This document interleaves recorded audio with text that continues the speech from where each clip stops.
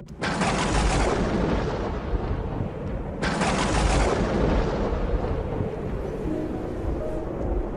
ce temps-là, Jésus appela ses 12 disciples et leur donna le pouvoir d'expulser les esprits impurs et de guérir toute maladie et toute infirmité. Voici les noms des 12 apôtres. Le premier, Simon, nommé Pierre, André son frère, Jacques, fils de Zébédée, et Jean son frère, Philippe et Barthélemy, Thomas et Matthieu le publicain, Jacques, fils d'Alphée et Thaddée, Simon le zélote, et Judas l'Iscariote, celui-là même qui le livra. Ces 12, Jésus les envoya en mission avec les instructions suivantes. Ne prenez pas le chemin qui mène vers les nations païennes et n'entrez dans aucune ville des Samaritains.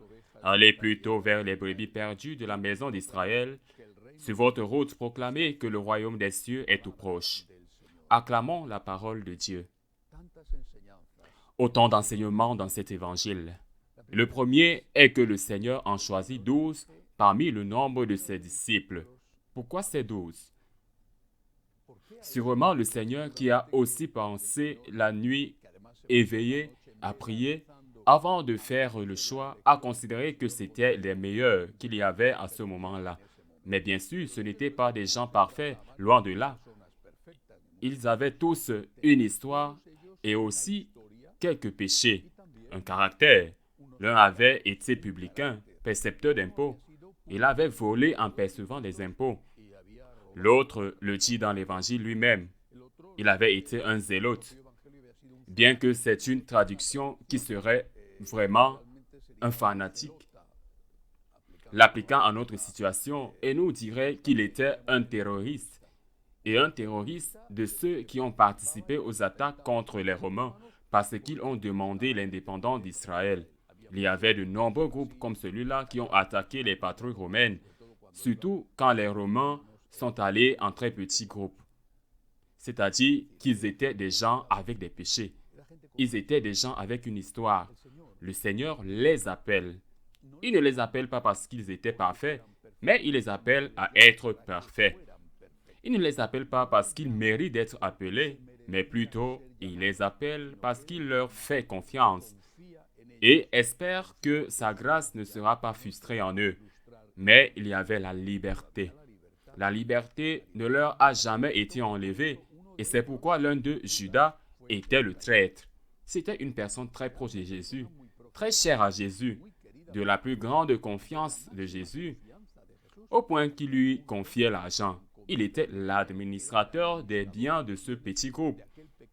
Tu ne mets pas d'argent dans les mains de quelqu'un en qui tu n'as pas confiance. Et pourtant, c'était justement le traître. C'est un mystère. Pourquoi il a choisi l'un et pas l'autre? Pourquoi il a choisi Judas? Pourquoi des gens avec un si fort tempérament comme Jacques et Jean? Pourquoi un pécheur comme Simon le Zélote ou un autre pécheur d'un autre type comme Saint Matthieu, le publicain? C'est un mystère. Le Seigneur appelle chacun de nous par son nom et nous dit de le suivre. Et c'est ce que nous sommes. C'est pourquoi quand le Seigneur t'appelle, tu n'as pas à penser à toi. Je n'en vaudrais pas la peine. Si le Seigneur t'appelle, il te donnera la force. Ce à quoi tu dois penser, c'est avec la grâce de Dieu et avec ta collaboration. Avec la grâce, je peux. Non, je ne pourrai pas. C'est trop pour moi, mais avec la grâce de Dieu et avec mon aide, avec ma collaboration, avec ma grâce, je pourrai. Si le Seigneur avait voulu être servi par les parfaits, il aurait cherché exclusivement sa mère, la très sainte Vierge et les anges. Or, il y a autre chose d'important dans cet évangile.